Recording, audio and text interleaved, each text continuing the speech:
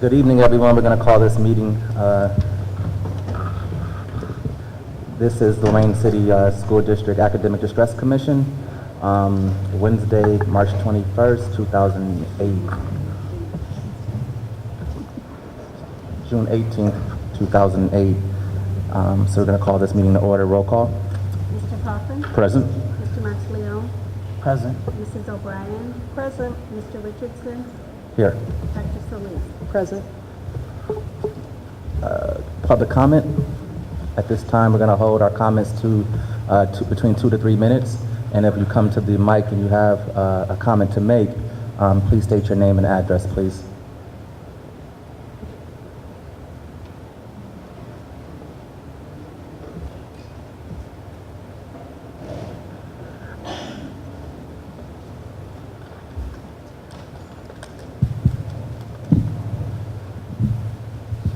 Hi, my name is Jim Burgett.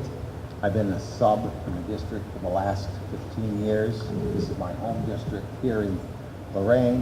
I sub all the districts. I go from Sandusky to Lakewood. I go all the way down to JBS at Oberlin. I've worked the rural districts. I've worked the suburban districts. I've worked the affluent districts. And I've worked basically all the districts. A couple comments that I wanted to bring up to the commission. I understand that you have a game plan that you want to set up. However, I came out of business. I spent 28 years in the business sector and the last 15 years here in education. I have my undergraduate from Akron in education. I was a business teacher in the Berea City schools. What we need in the district is a district-wide discipline plan. When I sub at the high school, the complaints that I'm hearing from the staff is we don't have consistent discipline. In the past, here at the district, at the high school, we would institute plans and then a few months later, it would dissolve. It's not going to work like that. We need something that's going to be consistent. And this comes from management. You have a new management here. I think in business we call it management. In education it's administration. We just need something that could be consistent. And when I give you a couple examples. At Sandusky City Schools, I work over there at Sandusky. Their new principal they put in a couple years ago was Eric Talbot. Eric came out of the staff. He had a staff meeting. At a staff meeting, he said to the staff, "What's your biggest concerns?" And everyone said cell phones. How do you want to address this problem?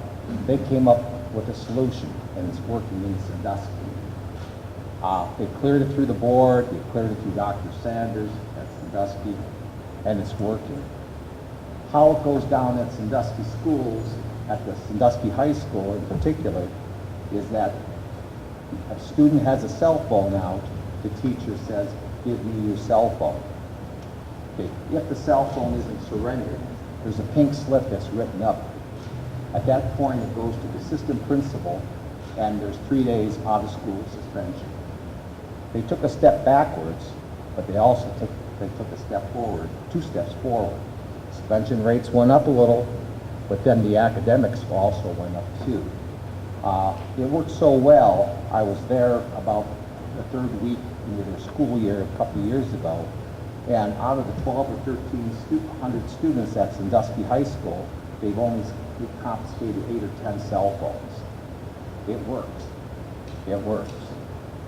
The other thing too, when I go, for example, over to Amherst and work at Amherst, and you need to create the faculty an environment where they feel comfortable, they want to work. What they do, not so much on the discipline end, but on the teacher end of it. They have teacher of the month. They have teacher of the semester. One of the things possibly you could do is a teacher of the month, a teacher of the semester, put their picture up there. Amherst does this. It works. Teachers see their names up there, and they go for that. some of the rewards from some of the districts are they give the teacher the day off with pay. He or she goes out to lunch with the superintendent, or in this case, whoever, somebody in management, and that's it. But they're rewarded for what they're doing. So you need to create an atmosphere where the teachers want to come in and they know they're supported, they know there's a strict discipline policy. Because if you do everything and you don't have a good foundation, it's not going to work. As far as what I'm reading in the paper, it says in the paper that, and if I take too much time, I'll stop. In the paper it says, well, scores won't go up. I really believe scores can go up with a strong disciplinary policy throughout the district. So those are what the things I observed from the districts that I work in. So for what it's worth, I think it's at least give it a try. Thank you. Thank you, sir. Anyone else from the public that would like to make a comment?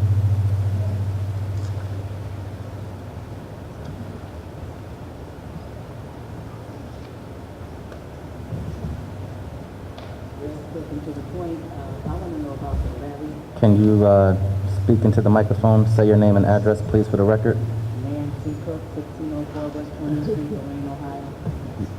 We can't hear you. Want to grab it? Oh, look, Kemba's going to help you out. All right, my question is about the school levy, and what can we do as a group if the board doesn't want to put the levy on? I know at one of the board meetings, Mr. Hill said that the audit said we could start in May 2018, and nothing's been done. I've been going to the board meetings, and I just get the runaround. So what can we do as citizens, because it's all about the kids and not about them? So what can we do as citizens, or can the commission do anything? The Stress Committee, can you do anything about it? Well, I would just, think about Civics 101 and sort of petition your government, right? So these are elected officials. You may just want to reach out to them as a private citizen and tell them that you support a levy. You can contact your mayoral leadership, your city council members, and engage them. But in terms of the Academic Distress Commission as a body, it's clear through House Bill 70 that we do not have sort of the duty or power to put on a levy. And similar to you, all we can do is ask that they do that as well. I've personally met with a couple of the school board members and have asked as well. So I think as a community, if that's something that you feel needs to be done, you petition your government, right? But in terms of a strategy from the CEO's perspective, I don't know if he wants to opine on that or not, but. Yeah, I think Mr. Richardson said it best. It is going through our elected officials, and really appreciate the notion and the question, because I think that the power lies within our community members to speak their voice and speak for what they would like to see for their schools. So it starts with a petition. It starts with conversation with those elected officials. Any? I remember you said they're not going to do anything. Like I said, I've been to the board meeting, and the levy's been brought up, and we're getting the runaround about, when we're going to put the levy. And I do have some quotes from the board members at their board meetings about go to the CEO, things like that. So, I don't know what else to do. A lot of people, mentioned at the board meeting and their concerns. We go and nothing's been done. So I don't know what else. We're between a rock and a hard place. I agree. And it's one of those, if I may, I think it's one of those challenges that we have, right? So that is one thing within House Bill 70 that we do not have direct authority or ability to impact in any way. So if you see us being relatively quiet on the issue, it's because we do not have a ton of answers, because it is one thing that is not in our purview or in our opportunity to put forward. Do we support it and understand the importance of it? Absolutely. And when I get into some of the finances in a few minutes, you'll hear why it's important. But at the same time, that is one thing that unfortunately we do not have any influence over.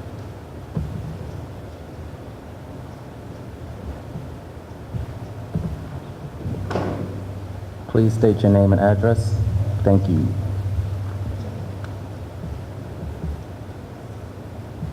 My name is Linda Lee, and I live at 1435 West 22nd Street.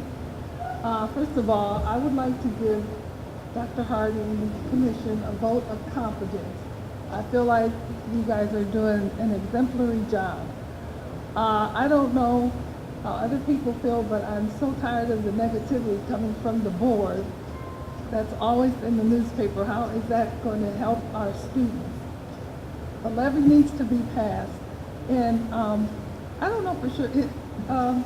Richardson, are you the third academic distress commission that was appointed, or the second? For the second distress commission. The second one? Okay, because I get a little agitated when the board acts like all of a sudden this HB 70 came up. We knew it was coming. They knew it was coming. They had a commission already established, and what did they do? Nothing happened. The scores didn't increase. It's like they're not taking any responsibility. And then when Mr. Hardy comes, he didn't have to come here. This was part of their responsibility that they, I feel, neglected. But I realize you guys, I just want to let you know, a lot of people know that you guys are doing a tremendous job. Try not to let the negativity affect you. And keep up the good work. Thank you.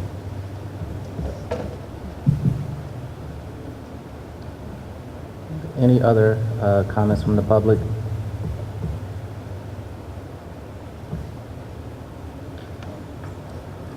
If not, we're going to approve the March 21, 2018 meeting minutes. Can I have a motion? So moved. Second? Second. Let's do a roll call. Mr. Coffin? Yes. Mr. Monteleone? Yes. Mrs. O'Brien? Yes. Mr. Richardson? Yes. Dr. Solis? Yes. And now we're going to ask for an approval of today's agenda. Can I have a motion? So moved. Second? Second. Roll call? Mr. Coffin? Yes. Mr. Monteleone? Yes. Mrs. O'Brien? Yes. Mr. Richardson? Yes. Dr. Solis? Yes. So at this time, we're going to go down to our operational updates, pretty much a financial update by CEO Mr. Hardy. And I'm not sure what you think, but if there are questions from the public as he's going through this overview, please feel free to ask those questions, and he will greatly sort of allow this to be an open conversation. So please ask questions. Thank you, Mr. Richardson. Before I start, though, I would want to say happy belated Father's Day to all those fathers out there. Hopefully you had a great time with your loved ones yesterday and enjoyed time with family. So as we jump in, there's a few things in your packets, Academic Distress Commission, which you will see a one-pager that gives you the actuals for this upcoming this fiscal year and the past 2 fiscal years, and then a forecast for what we're looking at going forward, and then a longer packet that gives you the five-year forecast as well. As you know, Mr. Hill, our Chief Strategy and Innovation Officer, who is not here because there's a standing board meeting back at the high school in which he's the secretary for that, so he could not be here. So I will do my best to fill his shoes around some of these budgetary pieces, but more importantly, give you the groundwork and as easily digestible terms as possible around where we are and where we see us going over the next 5 years financially. I will point you to a few things as we go through this very specifically, so you can see how the money is, how we're looking over the next couple years, and then where we start to see some challenges as we move forward. If I could point you to line 1.010, which is the first line on the top of the one-pager that you have there, you'll see that we saw a drop of around $400,000 from last year to this year in property tax revenue. And reason being, again, there's a lot of delinquent property taxes within Lorain City, and therefore we're not getting the revenue necessary. So again, a decrease of about $400,000. On the other side of things, we are seeing an increase in unrestricted grant funds that are coming in this year, a slight increase that's projected for next year from 2.5 million to about 2.6 million, and that's on line 1.035, which should help us kind of offset some of those other pieces you're seeing there. Also restricted grant funds and aid for economically disadvantaged, and also for career tech. We're seeing a jump of around 300K, and that's on line 1040. And there's other miscellaneous revenue that we're seeing, and Josh has been very careful and has focused heavily on increasing the interest earnings over the past 3 years, and ensuring that we're seeing that grow over time. So when he started in Lorain, it was about 119K in miscellaneous revenue, and this year will be over $352,000 in revenue. And again, that's just him being more cautious with dollars and how we're spending dollars, and when we're not, making sure that we're collecting those additional revenues, which I think is important as we're in this state of free of financial caution, which feels good to be out of that purview. In addition, you will see on line 3.010 the actual salaries that are accounted for through April of this current fiscal year. Obviously, as the year's closing out, there will be another update on what that looks like in the projected futures. But you'll see that there is a small increase there, and the majority of that increase comes from the step and percentage increases per the current negotiated agreements. So again, those are not necessarily increases that we're giving because we would like to give them. It's more what was negotiated in contracts through our unions, and what is anticipated over time in those unions. In addition, you will see an increase in costs for our employees' retirement and insurance benefits. It's larger than normal for one big reason, and if you remember way back in August or September, we had conversations around the big health trust challenge that we had was over almost $700,000 in the hole. We moved out of that and moved to a consortium, which will save us money over time and make it more sustainable. But doing that, we had to add a vested interest into that consortium. So we had to pay a little bit more up front, and it gets a little bit easier as time goes on. But again, that increase, we're assuming an increase of about 10% in rates every calendar year after we get through this initial year. So know that that increase is there again for benefits for our staff. As far as purchase service, this is probably the biggest change or shift we're looking to make in the future years, because we want to be more stringent on what we're approving to be used within the district, but also looking at the return on our investment of what we're putting money into. So if you look at line 3.030, which is our purchase service line, you will see that you're not going to see a ton of shift over time, because we're not going to accept any new costs on the purchase service line without taking another cost off. So I think in years past, or at least in a lot of districts, we often buy one thing and then we don't like it, so we just continue to buy on top of each other, and then you have a whole bunch of products and resources that are not useful, versus finding what is working. If it's working, great, keep it. If it's not, get rid of it. And if you are looking to make a new purchase, that means you have to deduct something else that you're spending money on. So that's going to be our approach going forward. This won't be an easy shift. As Josh and myself will sit in many of our meetings together and look at how often we still get requests for different programs from our school leaders, from different departments, especially towards the end of the year, and we're asking why, and they're wondering why we're asking why, and one of the reasons is that we have to figure out what are you eliminating to add this new cost, because we just cannot afford to add more cost to our plate, if you will. If you go to capital outlay, which is line 3.050, gives you just a small increase, because we are moving to increasing our technology over time. So we will have one-to-one devices for all of our 6th through 12th grade scholars next year.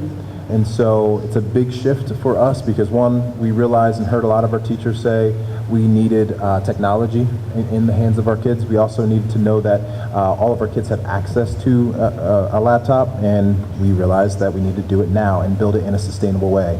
So there has been a small increase in that, but this is, again, something we had budgeted for this day to make sure that we were getting technology to our kids. Line 4.020 outlines our debt service principal. We made that final payment, and the interest payment on the outstanding TANs is this past December, so really there shouldn't be anything new there. And then in summary, I think the biggest thing that is jumping out in all of these numbers, or should be jumping out in these numbers, are two things. One, some of the biggest costs that are going to hit the books this year are just our increases that are built into our union contracts. The small increase of increased technology for kids, so we're trying to get more resources to kids, and we see technology as being the way to do so.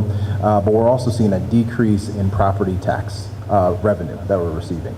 So if you can imagine not getting $400,000 a year for the next 4 years, that's $1.6 million, and that's what we're forecasting.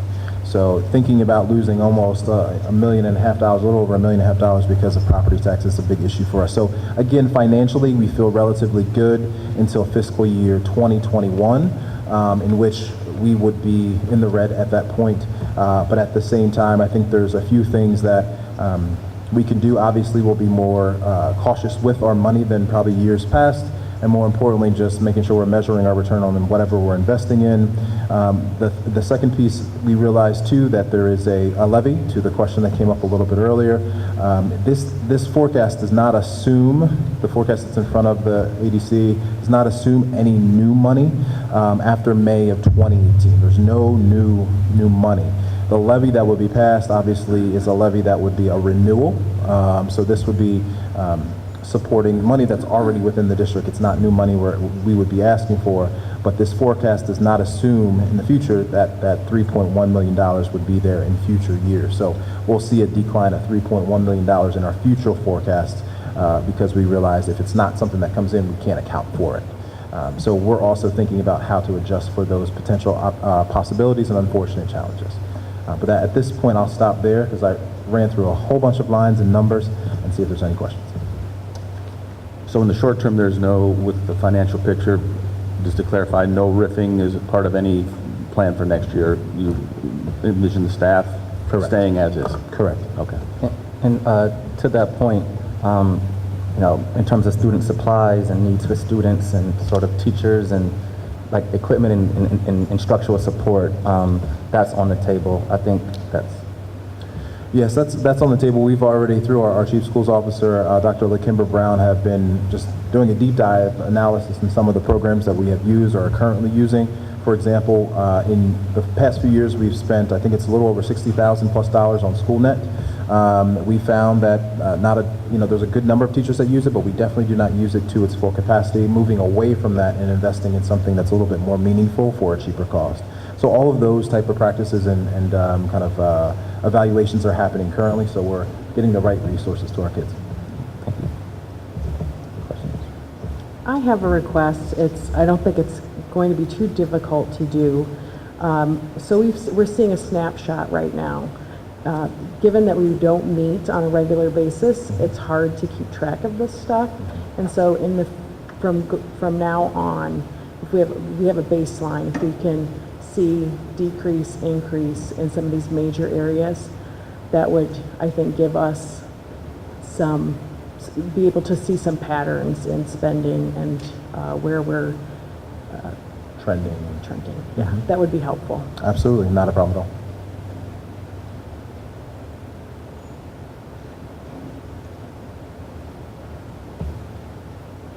Any other questions? And just to clarify, when we talk about this renewal levy that obviously we're hoping is put on for the people to decide if they wanted to pass or not, is that about is that a $3.1 million sort of renewal? And when you talk about possibly not being in the red until 2021, does that assume that this levy will not pass? Correct. Right. We're making that assumption as if that renewal money is not in the forecast. Okay.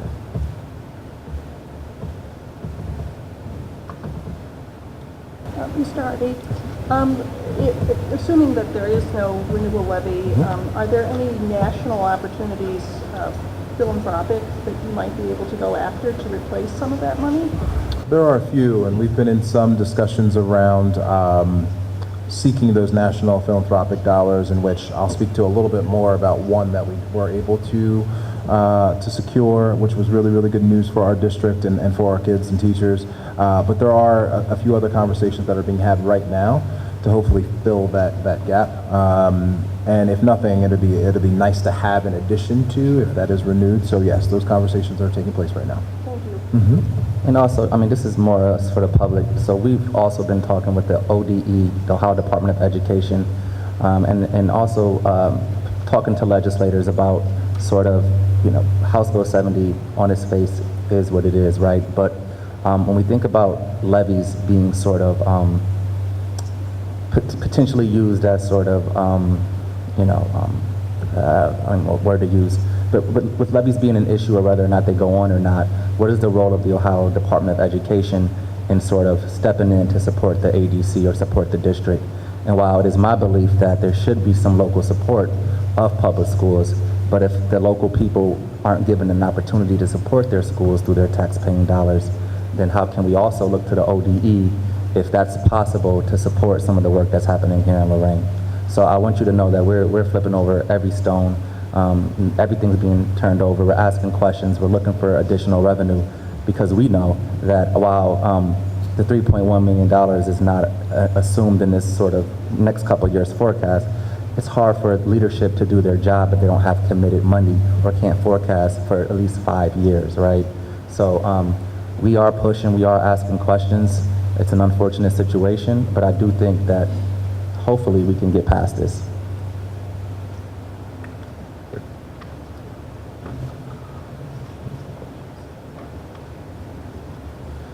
So we're going to move on to managerial updates. Mr. Hardy? Sure, absolutely. So from an organizational standpoint, we have completed our largest chunk of hiring and finding the right leaders from the district level all the way down to the school level. And to speak to that more specifically, I think he is here. We have our Chief Equity and Achievement Officer, Mr. Keenan Bishop, who joined us about a week ago, who is here, who will be in charge of a number of our curriculum and assessment pieces. I heard pretty loud and clear from teachers saying that there was a lack of leadership in really what curriculum should look like. It's almost like if you went to the doctor's office and a patient said, "We don't have anyone to give us medicine." That's how serious it is to have someone who leads the work of curriculum and assessment with the lens of looking at equity, which I'll speak to an equity number that I think will be a bit eye-opening to the group here when we think about how we serve all of our kids, how we make sure that we're intentionally building curriculum and resources for all of our kids. So we're excited to have Mr. Bishop a part of our team to lead that charge and most importantly do what is right by kids and ensure them a high-quality education. With that said, from the district lens, that was some of the big news as far as our academic side of things. We also completed our communication side of the house, and we have moved away from one director because we also realized, and I think actually when I started way back in August, early August, almost a year, early August, it was a conversation with our then director of communications around getting additional support then, and seeing that the job was very large. So when we were able to finally find the right team of folks, we were very blessed to have two wonderful individuals, Sarah Egan-Reeves and then also Eric Bonzar, who will be leading the charge around coordinating our communications both internally and externally, creating a strong marketing campaign of Lorain City Schools, because there's a lot of good news in Lorain City Schools that doesn't get out, in addition to creating a space where we now can have the voice of not only our teachers but our leaders promoted throughout the district through our communications team. So we're excited to have both of them on board. I know I will miss another name or two from the district office, but we filled out a number of those positions and have moved in a direction of completing what will be our team leading the charge. And I will say a team leading the charge. It is an unbelievable group of individuals that collectively come together every single day to do right by our kids, and it starts a lot with our leaders, which I'll speak to in a moment. Then from the school leader standpoint, again, we've hired all of our turnaround principals. Our executive director of the high school has been hired finally, and most of our dean positions, I think we're still missing a dean or two at the high school, but of all of those that we've offered, 97% of them responded with a yes and are a part of our team from the school leadership side of things. So it feels really good to say we're becoming whole at the school leader side. And then on the teacher side, Mr. Coffin asked the question a little bit earlier. We are still in the middle of our unassigned pool period for the general audience, It's an opportunity for teachers to bid on a position that has become available at the end of the year. And so teachers leave, their current post to jump into this pool to eventually, not a literal pool, but a pool, an unassigned pool, to bid on a position. And that movement is still happening because when you leave a job, it opens up another opportunity for a teacher. So there's still some movement there. However, there are enough positions and enough people for all of those jobs. There won't be any additional reduction in force from the teacher side of things. And more importantly, I think there is actually a greater need, especially on our special education side, where we will actually have to go out and find ways to better support our kids. Any questions on that point before I continue? Yeah, I guess I'm really interested, Mr. Hardy, in you sort of explaining two things. One, how are we supporting leaders in our district, just in their wellness and, this is a heavy lift, right? Two, how are we creating opportunities and pathways for those who may not be leaders today, but maybe future leaders in Lorain at some point in their career? And then last but not least, how are our chiefs or leaders sort of cross-training or working together across sort of spheres to support each other? Yeah, great question. So I'll start with how we're supporting leaders just a little bit, because I know Dr. Brown has a lot of good information that I don't want to steal her thunder from, because there has been a ton of work put into creating a pretty robust school leadership summit that's taking place right now, that will go throughout the year as far as how we support our school leaders through her leadership and through the team and the school's office in supporting our leaders in a very robust way, in addition to giving them the daily support. So this is like the school leader summit is what's going on now, but there's the daily support, in which is led by our chief team from whatever aspect they're looking at the work. So for example, Dr. Brown will be supporting very specifically the principals, but our principals and our Dean of Academic Outcomes and our Dean of Scholar and Family Engagement actually work as a team. And so the training and a lot of the professional learning they will get will be coming from those three chiefs collectively to approach those three positions at the school site. So we're excited about the vision for that plan of what that support will look like. So I won't say too much, because I think there's some things that you'll really enjoy to hear when she speaks to this when we get into the Lorain Way in a minute. From the idea of future leaders, there's a few things that have cropped up as we think about future leaders, or even, just teachers who want to get better at teaching, right? We're spending more time, starting to listen to our teachers, which is, I think, something that is often missed in a lot of this work.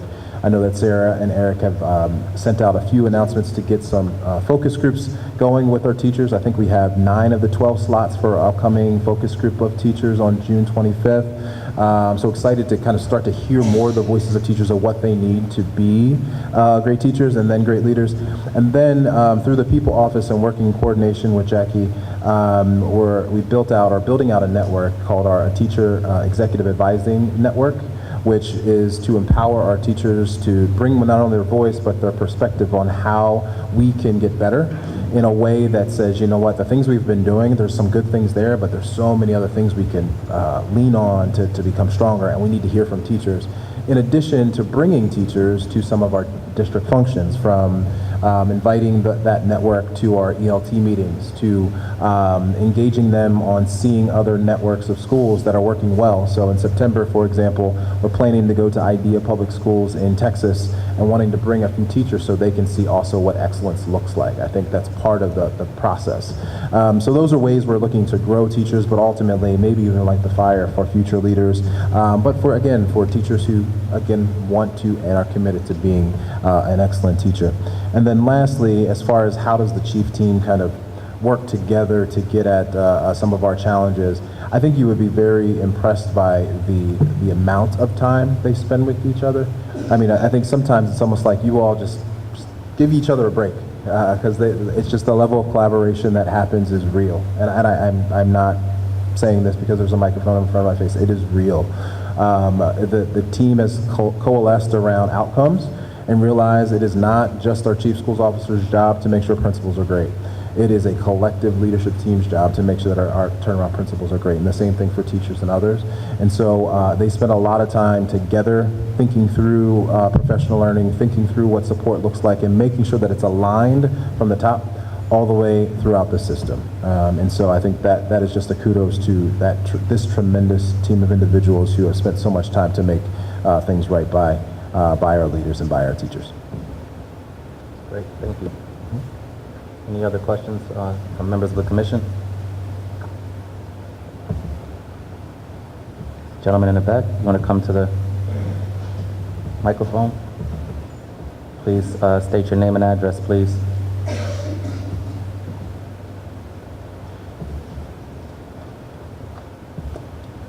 Good evening. My name's Terry Milam. I was wondering if you guys had any type of paperwork on everything you were just discussing. I'd like to see a copy of it if I can.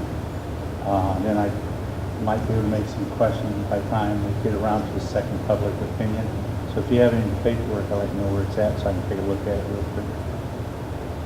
Sure. Is there something specific I can give you? We can get you a copy of just about anything. Well, I just got here, so I come from a school board meeting, so I missed the beginning of everything. Okay. So I just like to see it so I can go over it, and then I can formulate some questions for you.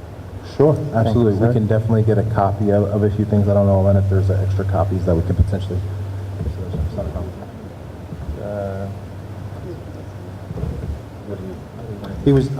He asked for just additional copies to see some of the things we were just speaking to. And so any of the, I guess it's some of the financials you wanted to potentially see, and then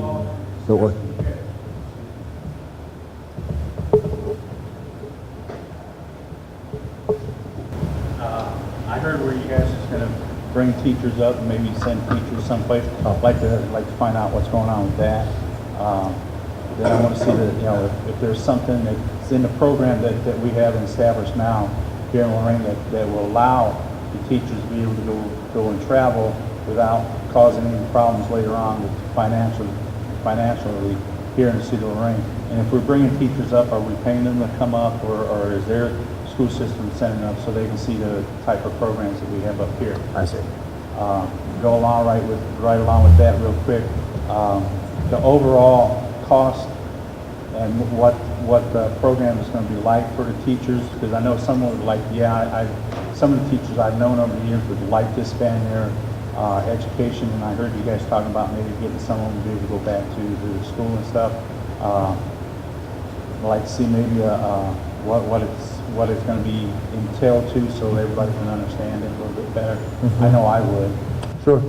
Great question. Thank you. Thank you for clarifying. I think the biggest thing for these programs, sir, that we're talking about with teachers traveling and seeing other schools and seeing excellent examples, two things. One, first is we're just kind of getting the word out of what that will look like. We have a couple sites that we're going to send folks to. That is not in the packets up here, but of course we can make available on the website or get to you if we take down your email address, we can send it to you. But as far as financial costs, we've been lucky to get a foundation that will actually support the opportunities for teachers and other leaders to see schools across the country, so it will not be a financial burden by any stretch on the district. So it's something that is a zero cost to the district because we have a foundation that will be supporting that. Any other questions from the audience? Or yes.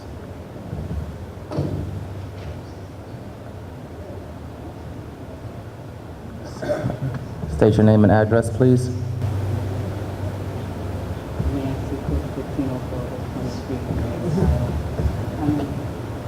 My question is that you could explain Title I funding, because there are people who are thinking that you're not spending the money in the right way because they have no idea what Title I money can be spent for. And I think they're being misled about how you can spend Title I money. Title I money can be spent in numerous ways. So maybe we need to get that out and let the people know that Title I money can be used for this, it can be used for that, according to Title I. If you look online, you can see what it can be spent on, like I did. But anyway, we need to let the people know so they don't think you're misusing the money. And second thing, I want to know about the tax abatement, I think that's what they call it, that's coming up, that the Lorain City Schools are supposed to be supporting along with the Lorain City for 15 years. So how is that impacting our school and our money? Because we are losing money as it is from, taxes from the people who live here, residential taxes. So What can we do about that? If we can do anything about this tax abatement coming up?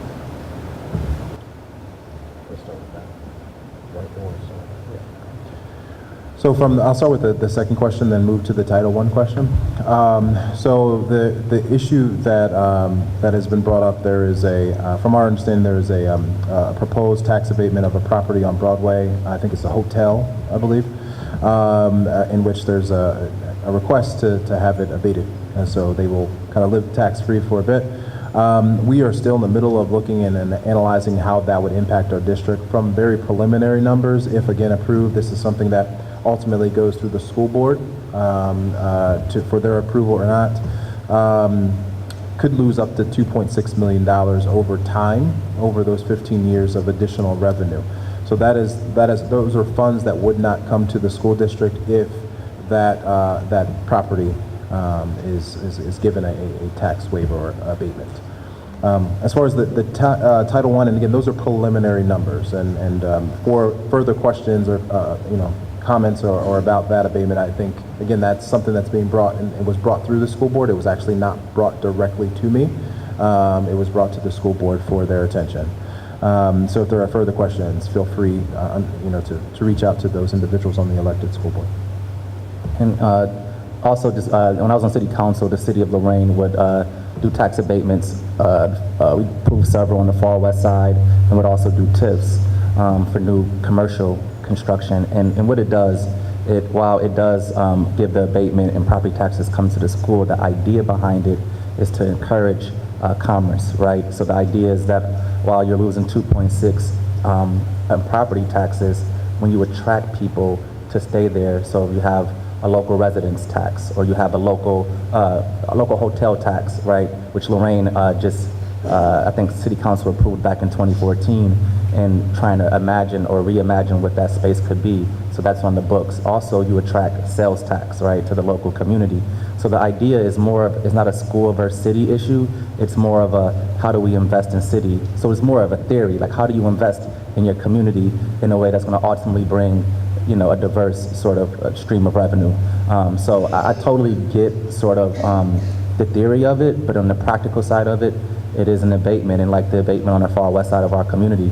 The idea there is that you abate these homes for 15 to 20 years, people move in, and in those cases, they're more middle class, two-family working homes, and so you tax their revenue because they live in the city of Lorain, so you tax their income. So you're trading property taxes for income, and you're trading school revenue for city revenue, right? And if you're a city council or a member of the mayor, you're not thinking of it as one versus the other. You're thinking about the wellness and the vibrancy of your city, right? So, and that's the theory. What side of the aisle you're on is sort of where you're at, but that's the economic theory behind TIFs, abatements, and income tax as opposed to property tax.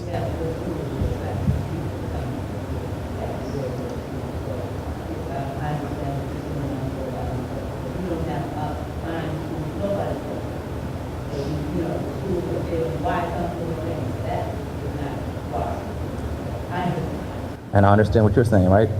Trust me. I was just giving you sort of an objective theory. Yeah. You said the trickle-down effect does not work, huh? All right.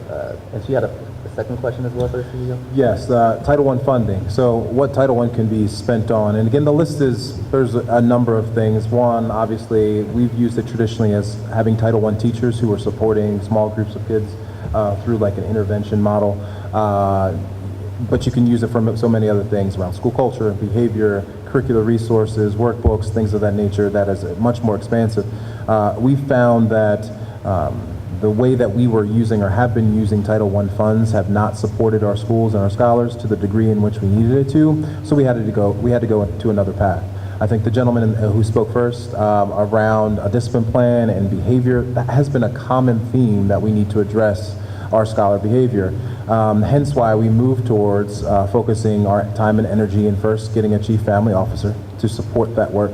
Second is to finding those individuals who are designated at a school site to focus solely on scholar behavior, discipline, and ensuring that our kids, teachers, and schools are safe. And that, again, is Title I appropriate. because it's all related to behavior and scholar and school culture.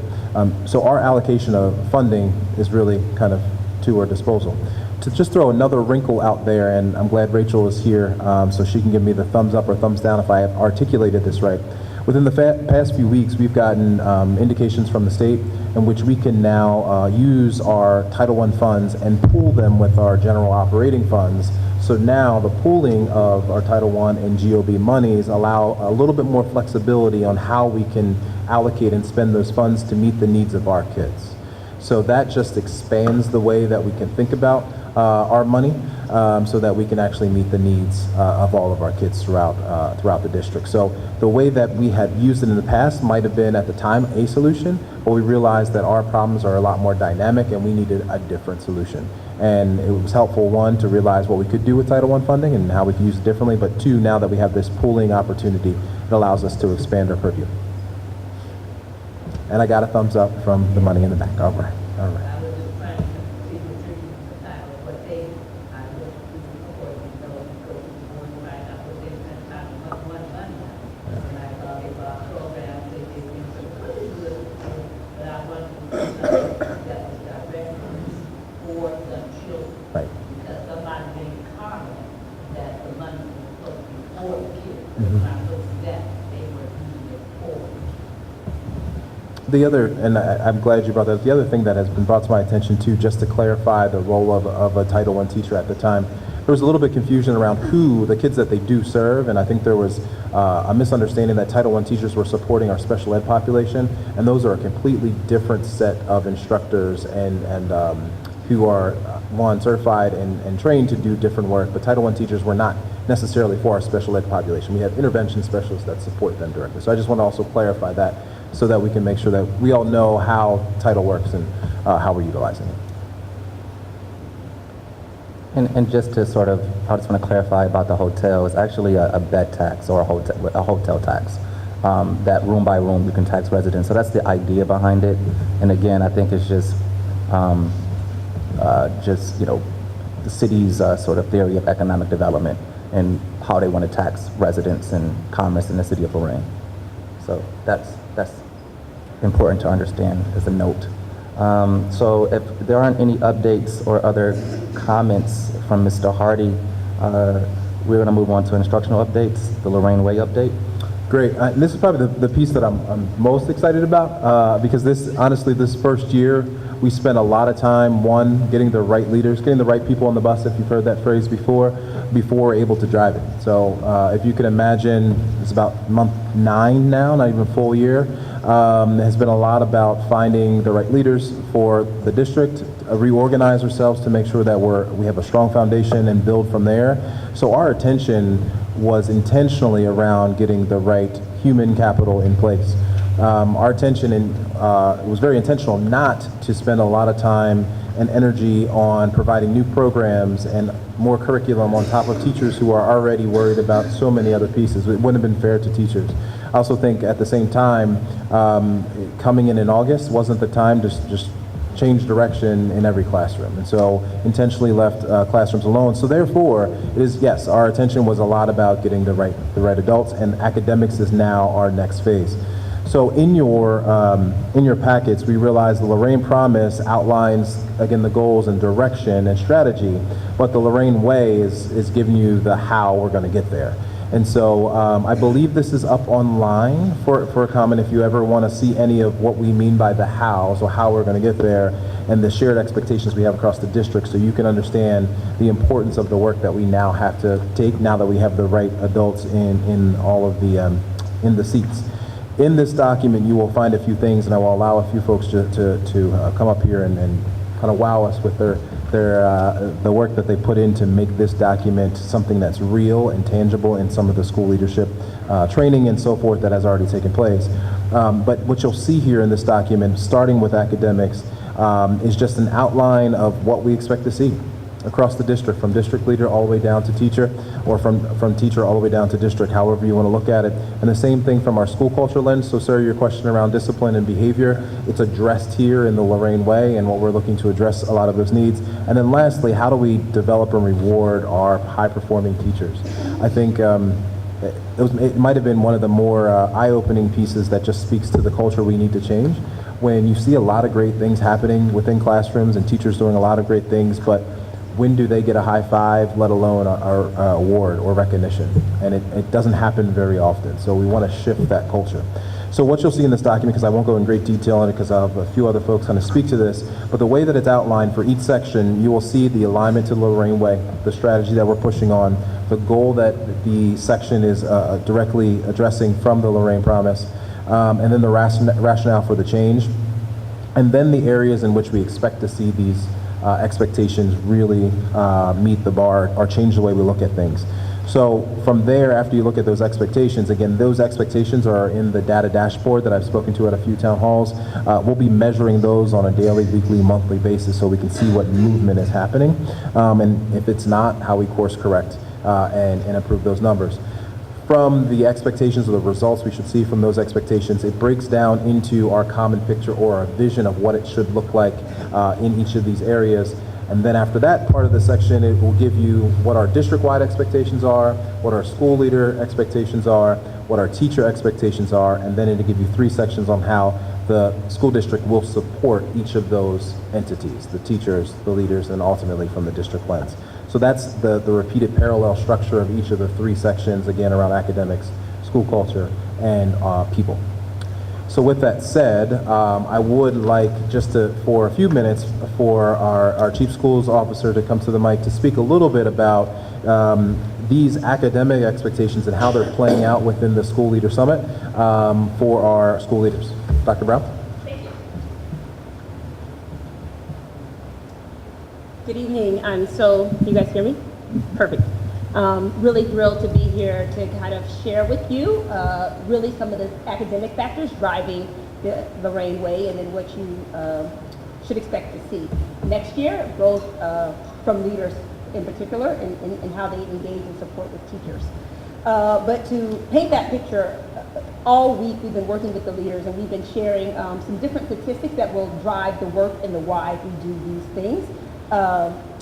And one of the leaders today, when they were sharing their why, she said this statement that was so salient. She said, you know, we're not these statistics. And some of the numbers that we were looking at currently were not that great. They weren't moments that we could be proud of at this moment. But we have to face the facts. And those facts are really kind of driving some of the things. The first being, in the fall, we did observations of 94 classrooms. Only 17% of the lessons observed were standards aligned. That's a problem. If we're not teaching the right stuff, our students don't even have a chance. So that will be one thing that you can expect to see leaders supporting teachers with, having daily standards-aligned lessons each and every day. So on the ground level, that looks like them supporting with co-planning, them giving feedback, them being very, very visible. Second thing that came up, when all the teachers surveyed, they took an insight survey about what they felt the professional culture was in their building, and 48% of the teachers said that the feedback they received helps them improve. Less than half. Less than half. That's not okay. We need to be doing so much more to help grow and support and develop our teachers. So what we're striving to do is create a culture of feedback for everyone, for the adults, for the students, or scholars, and for the staff. So what you can expect is leaders in classrooms more frequently giving, and by frequently, weekly, bi-weekly. You should expect to see someone in your classroom coaching you, helping you, providing you with an informal observation and just helping you get better, giving you some bite-sized suggestions. But that doesn't just stop at the leaders. The leaders are giving us feedback, every day after we've been doing the leadership summit with all the leaders. They have an opportunity to give us feedback on things that have gone well, things that we can get better at, because we want to have a culture of feedback amongst the district. And to kind of mirror or tie both of those things together, you can see actually we were working on standards, so that's the work that we're doing in this space right here. So the leaders are working on creating high-quality text-aligned questions. But then after we did it, we put them all up, and the leaders went all around and gave each other feedback on how to strengthen that, so that work is the work that they would mirror with their teachers on like how to take a good lesson and make it better, or a good lesson and make it great. Really. And the last thing you should see is precision to student work. Not looking at data, not looking at spreadsheets. We look at those things at key points in time. But what we really want to shift to is weekly, daily, looking at what scholars actually put on their paper, and then see what was the misconception here, and what can I do differently to kind of address that misconception. There's something that I can get from looking at an Excel spreadsheet, but there's so much more that I can get when I actually have the actual student work in front of me. And we're going to be really paying attention to actual student work and how that can inform what we do for the next day, for the next hour, for the next class period. So those three things you should see from the, on the academic side, along with some, we want to just be more transparent with the assessments that we're giving. So we would like to give the assessments that, students will be benchmarking or students will take 3 or 4 times a year, give them to teachers in advance so that they see, hey, this is what we're going to take in October. This is what they're going to take. It's not a surprise. It's not a gotcha. It's aligned to the standards. You see it, and then bringing them all the teachers together. We're really excited to, when the teachers come back in August, have all 3rd grade teachers together for a day, planning together. Because right now, I could be a 3rd grade teacher, and I may be 1 or 2 in the building. But rarely is there opportunity where all 3rd grade teachers come together and say, how are you doing this lesson? And we start sharing resources. So we really want to see a much more collaborative approach at all levels, the leader level, the teacher level, the district office level. Dr. Brown, I have a question, if you don't mind. Absolutely. 2 things. One, this idea of letting student work inform instruction. That is great. I like that sort of practice. But can you talk a little bit about sort of, and I like to get into the weeds and really understand and appreciate sort of how this is operationalized on the day-to-day. So say you're a teacher and you're at the high school, for example, and there are 4 blocks. So you're working with students in different blocks. Is there a planning period or a time for them to sort of go over this work in the school day to be prepared for the next day? Talk a little bit about the workflow and its relationship to time, and then the support that they would have to sort of, because you're talking about a culture shift in Lorain, right? I mean, I'm just going to be honest. You just drive past the schools at 3:30, right? Seriously. So talk a little bit about that and how that's going to work on the practical level. Yes, absolutely. So currently, yes, teachers do have planning periods, and they currently do have structures, teacher-based teams, where they have time where they're currently looking at student data. That's all schools in Ohio have that. We really want to build upon the work that's happening in the TBT teams to make them even more precise. Okay. And actually bringing more examples of student work. The meetings I've observed, we've been looking a lot at NWEA data and data that was really old or lagging, but not work that I did last week. So actually just taking the time that we already have and repurposing it to make it more strategic. Okay. Intentional. If I could add one other structure that we brought back, I think it was something that was here a few years ago, in addition to those TBTs that Dr. Brown's speaking to, every 2nd Tuesday of the month having an early release Tuesday. So there's that additional planning time for teachers, allocated to teachers and instruction when kids are not present. So that gives them an additional chunk of time every month to go deeper into planning. So just wanted to add that piece. And to that point about the early release, are those mandatory? Yes. Okay. And then 2, back to my first question, which I had a second part to that question, was you talked about being inside classrooms. I know different teachers feel different ways about people going into their classrooms. How do you negotiate and navigate that space? And is there a time before you come in? Is it scheduled? Like, talk a little bit about that as well. Well, the leader should be certainly aware, because they should be who are present, period. And for what we've observed and saw on the surveys, teachers have actually requested more support from their leaders. Like, show me how to do this, help me do this. Don't just kind of throw me out to the wolves and, give me all these expectations with no support in place. In terms of the presence, we want it to be, a conversation that all leaders will have with all their staff members at the beginning of the year in August when they return about, this is what you said on the survey, and this is what we're doing to respond to that. You said you want more support. You said you want more coaching. this is what we can do. And a conversation about how would that look best for you? Like, what type of coaching would you like? Would you like it side-by-side planning? Would you like me coming in this period? Like, yeah, I think it should be, not I think, it should absolutely be a conversation that is had at the beginning to kind of let the foundation set the framework.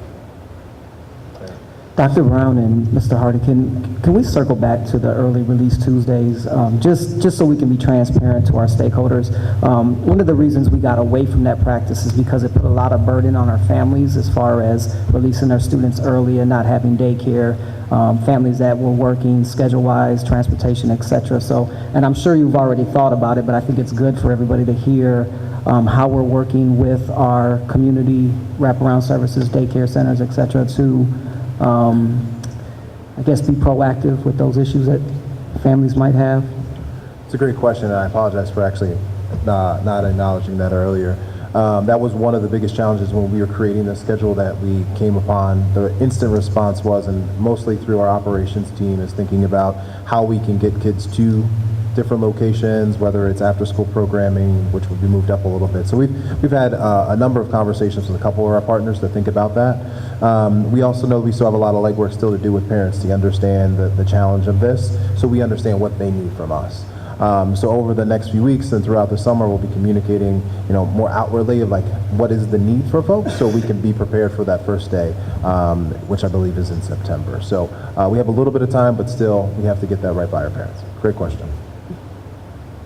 If I could add on also to the feeling around teacher support, and I definitely understand that there was a response to the challenge of having people in your class probably more frequently. Teachers were legitimately concerned, and I get that. I think the biggest piece that's missing in that situation is the baseline of trust. And so when you think about someone walking into your class, if you trust that they have the best interest in you as the lead instructor in that classroom, how much further that goes in you being able to receive and have a conversation, as Dr. Brown articulated, with what is going on in the classroom. So I think through sports a lot. And when you think about the best coaches and quarterback combinations in the league, you think about the communication that happens between those two individuals, not from a standpoint of you're doing wrong and this is right, versus like, what do you see and how do we get better together?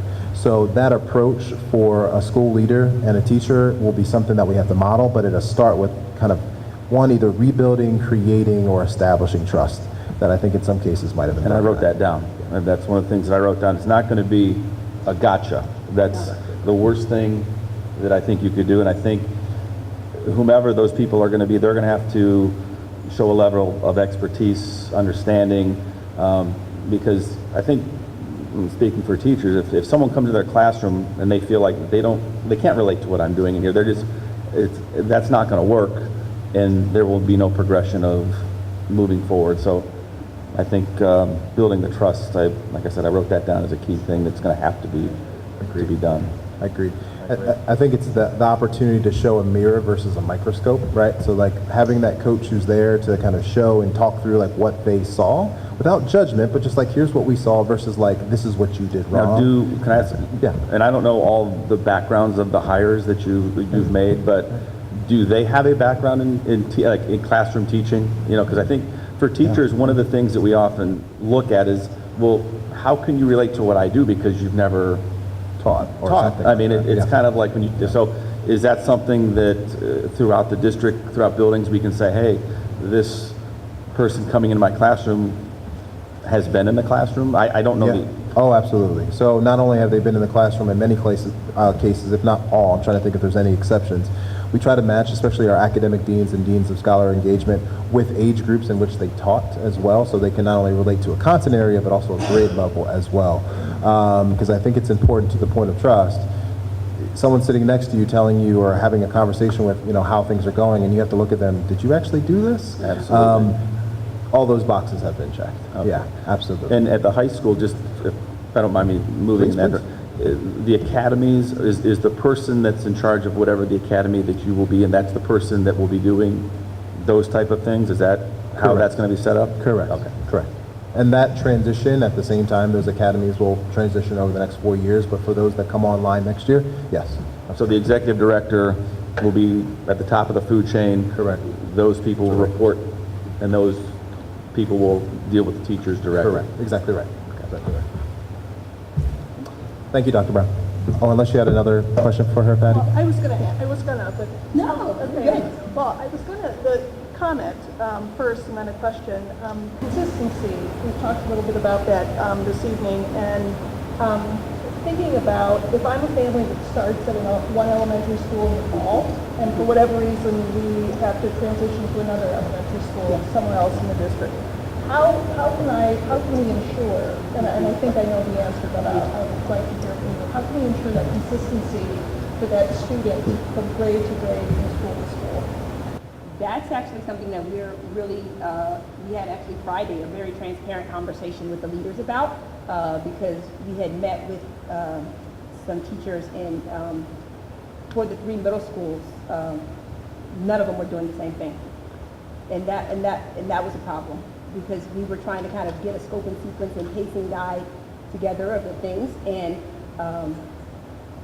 you know, when the leaders came back on Monday, they were like, we've got to get this figured out. So that's on us to kind of figure out that there should be some guarantee that you're at Hawthorne, or you're at Hempstead, or you're at Toni Morrison, and you move because you buy a house across the street, that your experience won't be so wildly different. And we will make sure that there's going to be a consistent scope and sequence, that, you know, the teachers are teaching the standards aligned to that, so that, you know, by October, all 3rd graders, all 5th graders would have gotten these things. By November, all you know, 7th graders will have gotten these things. And those are conversations we're going to be having constantly. But I also think part of those, having those early release Tuesdays where the teachers are coming together, will help facilitate that. Because right now, I actually don't know what you do at your school, because we never, or we rarely have conversations about that. There's never a structured time when we come together to talk about, how are you doing this, or what are you doing there? And I think with some of the structures that are happening, that will also happen. Also, when we meet monthly with the principals and the deans, each of those meetings happens at a school building.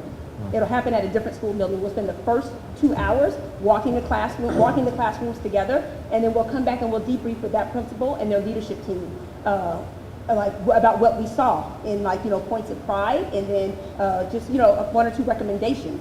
And from seeing all those buildings, that will also continue to strengthen the conversation of how each building should not be doing, or, you know, should not be doing different things. So, absolutely. And just as a follow-up to that, and this is just because I'm not an educator, so I Yes. just, you know, question and wonder about these things. Standards-based grading, that's Yes. kind of a new thing too. Can you just talk a little bit about what that means? And Yes, so currently, the grading system, so, you know, 2 and up is like A, B, C, traditionally, but probably what you got, certainly what I received. Standards-based grading really tends to, how are you doing in this particular standard or this skill? So, you know, and A could mean a lot of things. It could mean you turned in your homework, didn't turn in your homework, but standards, like, standards-based grading really gets at what has the student mastered and then not mastered, so we can be more precise in trying to figure out how to help them get better. So as a parent, if I received a standards-based report card, I feel like I would just have more information about how to help my kid and what my student is doing well at and what areas they actually need more help on, versus just a blanket A. In addition to that, that piece, there will be 2 other parts to that standard-based report card, and that this is something actually discussed a little bit, to go back to discipline a bit, is to talk about effort and behavior. So there will be 3 official grades on a report card. So 1, again, aligned to the standards mastery, 1 aligned to the effort of the young person, and then 1 aligned to the behavior of the young person. So you can imagine now, as a parent, you can say, you know, they're not mastering the skills and their effort is poor. We can actually now diagnose more deeply what we need to address with that young person. Because I know there's a bunch of classrooms that we probably have seen or have sat in. That quiet young person that's sitting in the back probably got an A.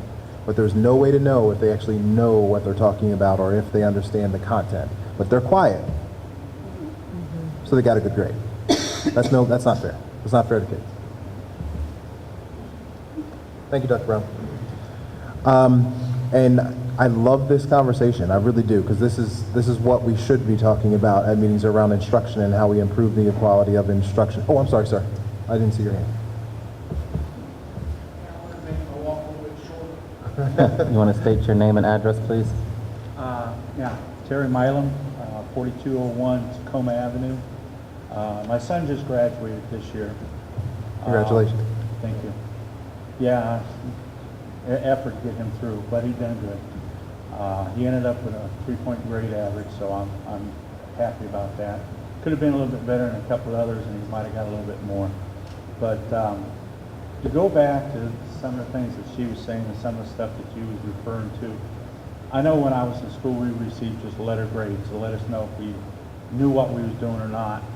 But I'll give you an example of what's going on now. My sister's a tutor out at LC, and she gets kids from all over the state that comes there.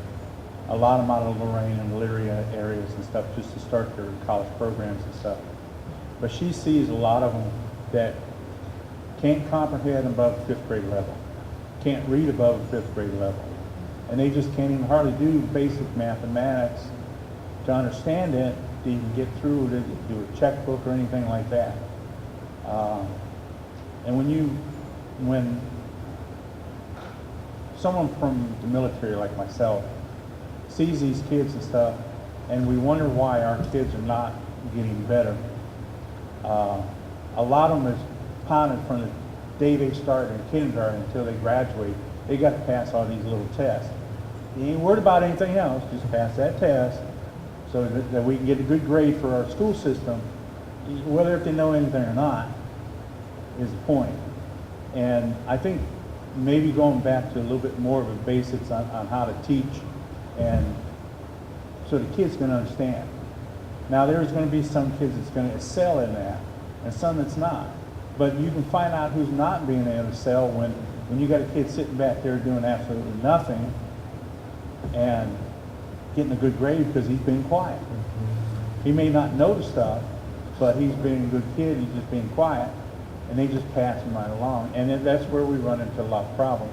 And even nowadays, when I'm over at Ford, I get the same thing from some of the I hate referring to them as kids, but since they're a whole lot younger than what I am, yeah, they're kids to me. When you can't do a basic job, that means you're not understanding what I'm showing you how to do. And it goes back to school. When you take away from the basic teaching how to read, write, and do arithmetic and understand English and everything else, you're not going to succeed in life. I know some of the older gentlemen and ladies that's in here that's close to my age. I think some of these guys has done pretty good because they're in some really nice jobs. Now, I bust my butt for 10 hours a day. I had no desire ever to go to college. I did go to college. The only reason I went to college was my sister told me about this instructor she had out there, Mr. Ellis out at LC, that when he taught history, it wasn't nice quiet, it was loud. So you kept your interest. And I learned a lot.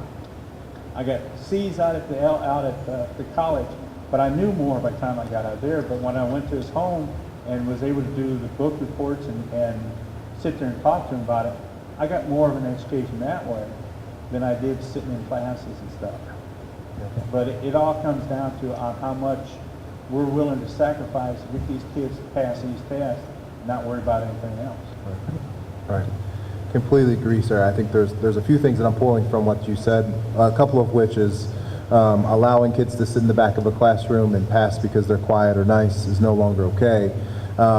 We can give a grade, we can give an assessment of their kindness and their effort, and that's why we're adding those other two components. But as far as the things they need to be successful in life is more than just the standardized test. It's about understanding skills and being engaged in that. I also hear you saying that the professor at LCCC engaged you in history, and that takes a lot. And you really need a very gifted teacher who gets that.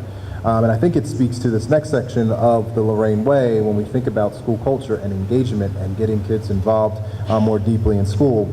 And I think often, and I love, sir, how you articulated that, learning and engagement are actually pretty well connected, and you can't really have one without the other, and you really can't approach instruction without an understanding of school culture and behavior and how to get kids motivated. So we felt it to be very important in the Lorain way that we articulate what those elements are and what those expectations look like. And the reason why we really dove pretty deep into this section and aligned a lot of this to our core values as a district is that very recently we completed a Youth Truth survey that gave us a pretty clear understanding of how our kids felt, right? So the bulk of this year, we focused a lot about our teachers. A lot about understanding our leaders and what our teachers needed. But the last group we wanted to and needed to hear from were our scholars. And in front of me, and it will be emailed out, and I believe some of the results will eventually be posted, is a 132-page report that outlines what our kids said from each of our schools in a lot of very specific areas. And Ms. Press, I don't know if you want to speak just for a minute or two to some of these school culture elements. I do want to highlight a data point or two that drove a lot of this that I think is eye-opening to how much we need to listen to our kids more frequently and more often because they tell the story. So, Ms. Press, would you like to speak to just a little bit of what we're doing around school culture? Yes. Good evening, everyone. Happy Monday. Happy Monday. School culture weighs very, very heavily on my heart and trying to make some connections between our school leaders summit. So today we shared with our leaders the results of the Youth Truth survey. And quite honestly, it was a heavy moment.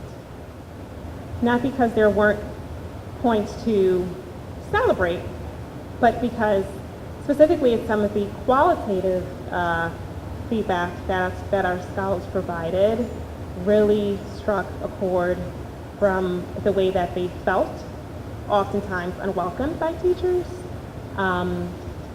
sometimes offended by some of the comments that were made, but specifically wanting to ensure that every scholar that walks through any one of our doors, any one of our buildings, feels welcomed by everyone in that space. And so when we think about school culture, it's not a one-person responsibility. I like to use the term infinite jurisdiction because it's everyone's role in ensuring that all of our kids and our families feel welcomed. And so to Mr. Hardy's point about the Youth Truth data, I'm not 100% sure, but I think this was the first time in the district where we were able to really capture almost all of our scholars' voices. Huge shout out to our elementary and middle schools. We had from like a 92 to 99% completion rate from grades 3 through 8. And so the data that we have, it's pretty robust. It's not just a 5% or 20%. It's the majority of scholars from our district. And so it's something that we need to even like dig closer into. Again, our leaders got it today for the first time, and we had a considerable amount of time to dig into the data, and they wanted more time because it was just so rich. And we were able to really look at comparisons between, gender, race, and it was really, really, really rich data. But most importantly, our scholars also want a voice, and they will continue to have that voice, so that we know the specific pathways that we should take to ensure their academic success and that they feel welcomed at all of our buildings. There were a few data points that jumped out at me that just said that we have to do something different. You know, when you think about our kids and think about how far we're behind academically, you instantly think that they are not equipped for more rigorous work in many cases.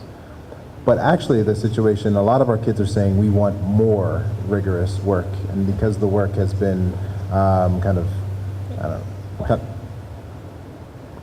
flat and very unengaging in many levels, but more importantly, not meeting their needs and pushing them, right?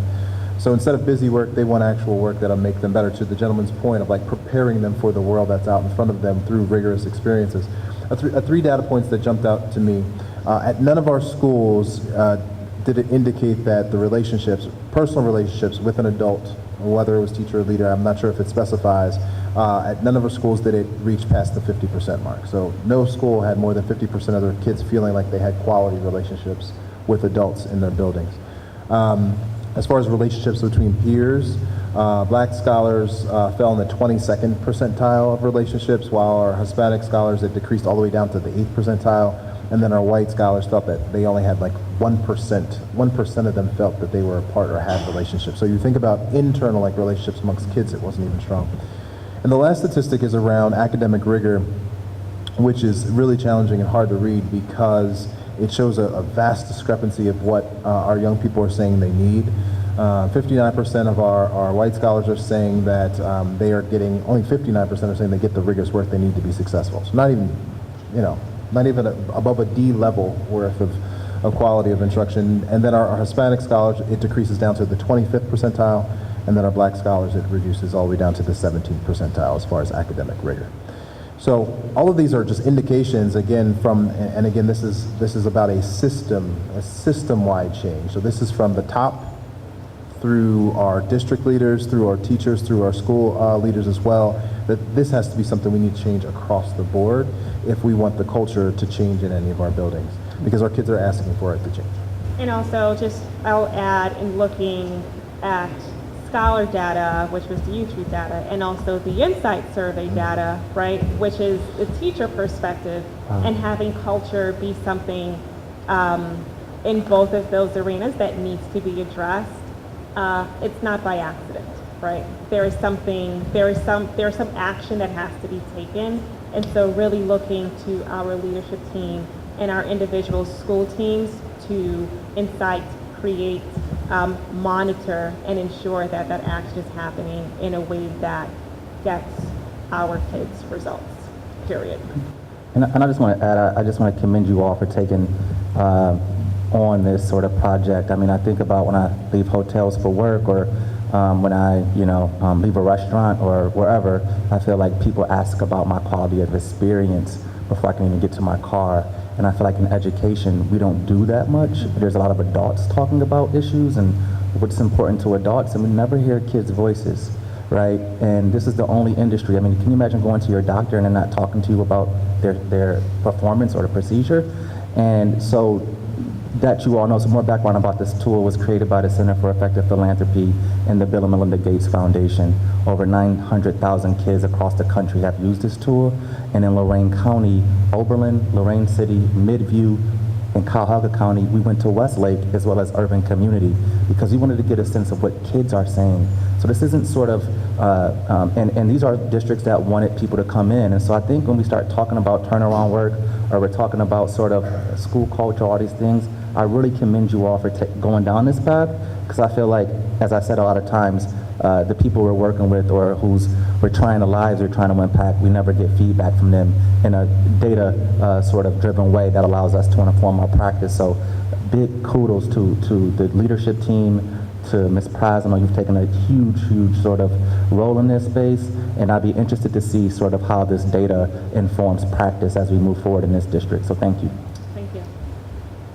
And the last section speaks to just the people aspect of it all, and I shouldn't say just before, because it could be the most significant part, because if we are ever going to change and shift the culture academically and improve the school culture that we want to see in all of our schools, it's going to take us caring for the people in our buildings every single day, and thinking about what our teachers, our leaders need to kind of fuel up to get better, to feel empowered to do right by kids every single day with the support of our people office. So Ms. Yonker, if you don't mind speaking just a little bit to what is in the Lorain Way section around developing and rewarding high-performing teachers.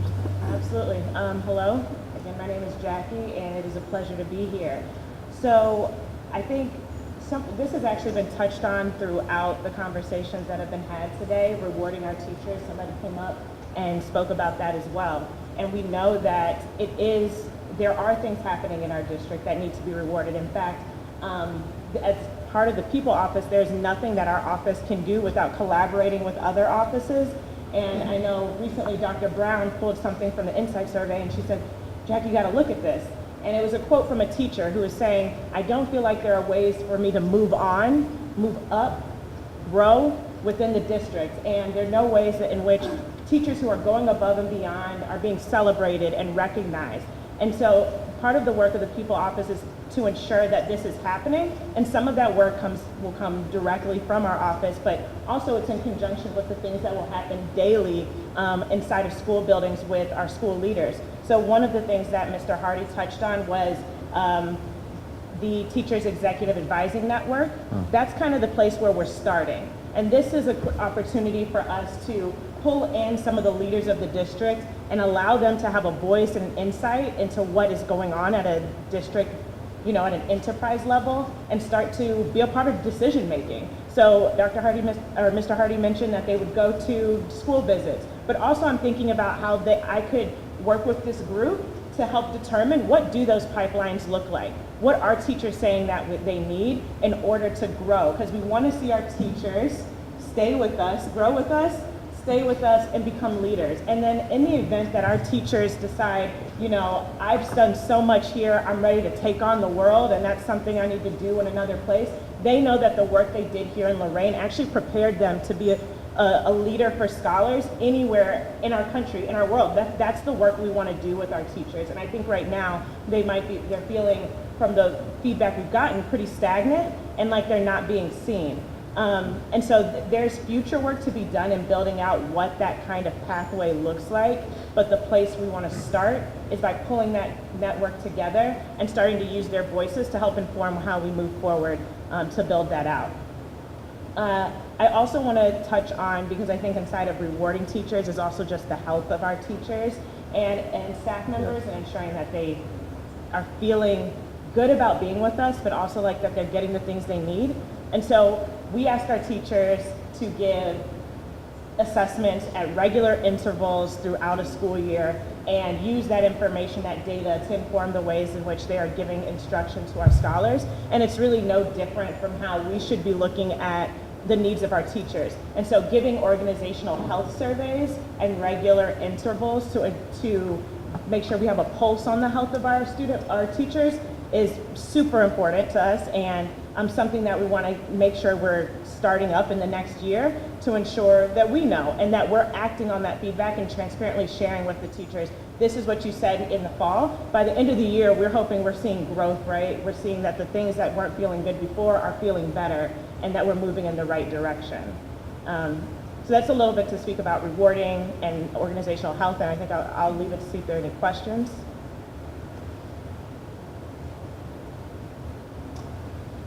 Well, if there aren't any questions from the commission, I guess I'll ask another question. I'm sorry, I just love this work, and I just like learning, right? So a lot of it is my own ignorance, so please excuse me if I'm asking too many questions. So the Teacher Executive Advising Network, like, how do you identify teachers to be a part of that? Yeah, that's, we were just talking about that today even, and thinking more about what we want that to look like. I think the key is understanding what the objective is for this network, and ensuring that we know what the qualities of the individuals who are going to be a part of this network really need to be. We want to ensure that they are folks who can be ambassadors, they would choose to be a part of this committee, but folks who are ready to be ambassadors, who are working aligned to our core values, who have this desire to grow and to see more, and to see our district grow and change in the ways that are outlined in the promise. And so we have to take that stuff and kind of build it out into tangible points that we can look for. And transparently, we're not there yet to say exactly what that looks like. But one thing that I can say is that I do hope to see that we have folks from across all of our buildings to be a part of the network. Because we don't want, the high school's big. All of our network should not come from one place if we're going to have equity of voice and ensure that we actually are hearing from, like, a true sense of what teachers are looking for and needing. But we have to get clear about what are the qualities that are going to align to the objectives that we want to see. And if we want to see pipelines being built out, and we want to see input coming in, and we want to see people going back into their buildings, being leaders and influencing, then we have to start to determine what that looks like. To give you just an anecdote to that, there have been a number of teachers throughout this first school year that have either been afraid to email or to pick up a phone and voice their desire for change. And there are a number of teachers who literally will slide a note, a piece of paper, just anything to get your attention so they can explain their experience. Those are also the teachers we're looking for. Because there's a number of teachers who are just asking for something different, but they're so afraid of the repercussions, some from their school leader, but even some from their own peers, because of the challenge that has been put in front of them. So this is the opportunity to bring voice to it and turn the lights on versus turn the lights off, to conversations that are needed and wanted by so many people. So I'm excited for this network to get off the ground to establish that voice.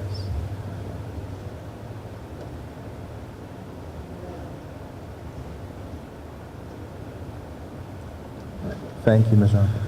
So, Mr. Richardson, at this time, and I really appreciate, I also want to shout out the Academic Distress Commission for giving us space to talk through all of this.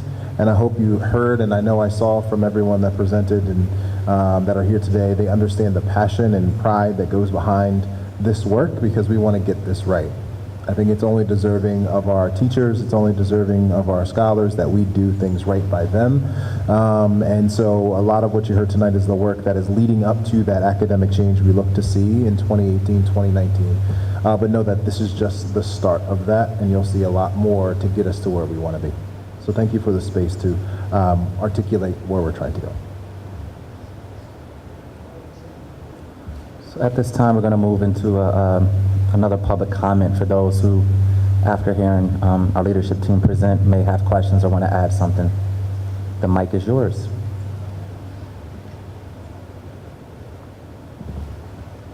Please state your name and address, please. Good evening. Loretta Jones, 125 Potomac Drive, Elyria, Ohio, retired teacher. But I heard tonight from Mr. Hardy and the rest of the chiefs and members of the leadership team has given me a little bit more inspiration. Too often I find myself shopping or out in the community, and I hear comments such as, I'm pulling my children out of Lorain City schools. And it's like, you know, why? And you get reasons, but the number one reason I'm hearing is they're just not learning. And of course, I do my pleading and begging, and you know better. Give it a chance, it will work. This is a new day for Lorain.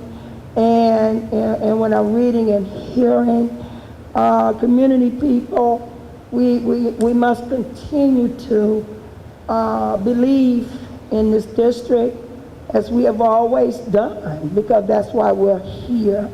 And I'm hoping within the next year or two, Mr. Hardy and Commission, that those parents who have pulled their children out and put them in the private school or Catholic school see the growth, see the happiness and the trust. They'll bring their babies back home. And that's my prayer. Thank you. Thank you, Ms. Jones.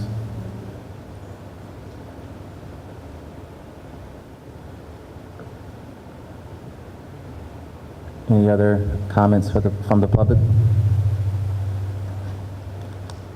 Well, if there aren't any other comments, I'm going to ask for a motion to adjourn this meeting. Seconded. Can I have a voice vote? Those in favor of adjourning the meeting, say aye. Aye. Aye. Meeting adjourned. Thank you. This has been a production of Lorain City Schools TV 20 WLCS.